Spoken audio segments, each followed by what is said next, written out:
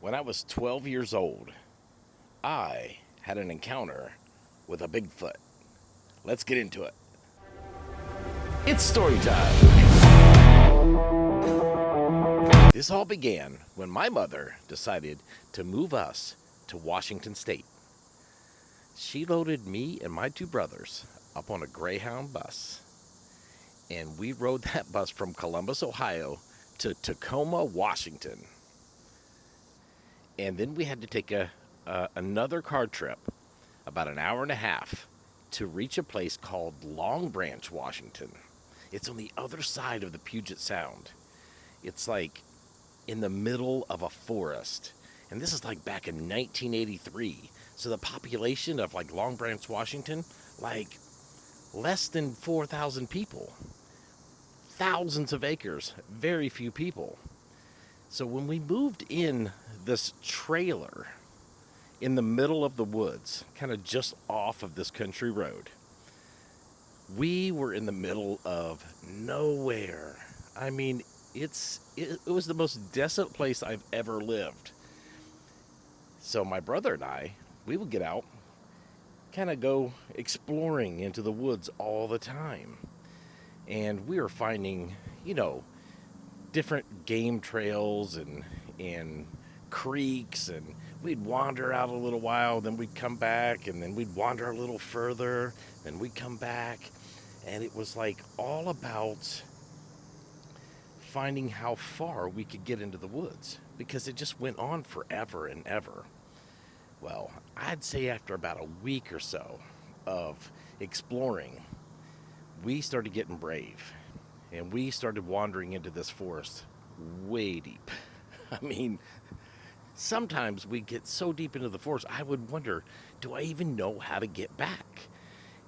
Well, on this particular day, we wandered into the forest and like up this really big hill, and then down the other side of this hill into this valley area. And when we got down into the valley area, we had this like sense that we weren't alone. It was a weird feeling. My brother and I even said, is there something down here? So we start walking around. We've got our sticks for like weapons and stuff, 12-year-olds just goofing around in the woods. Then we hear a noise, a very distinct noise.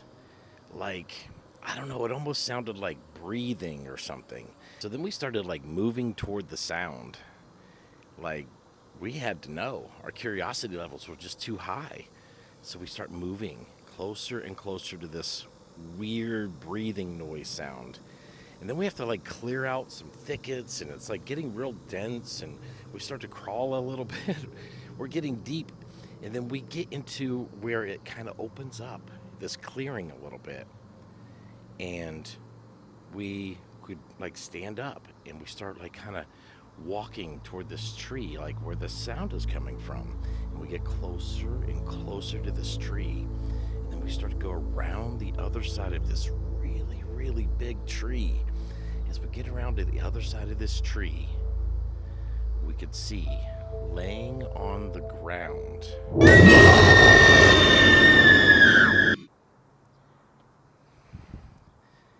big and hairy, and a face and hands.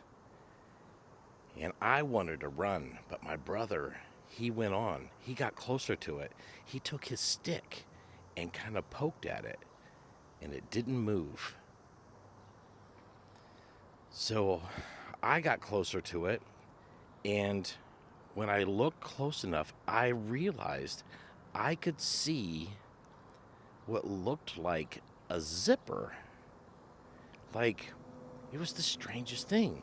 And I'm like, first I was just thinking, somebody left a costume laying in the woods. So I grabbed a hold of the zipper, and I began to pull down, like unzipping the side of this thing. And I got it all the way unzipped down to the leg, and I pulled back the flap. And inside of this costume was Elvis Presley.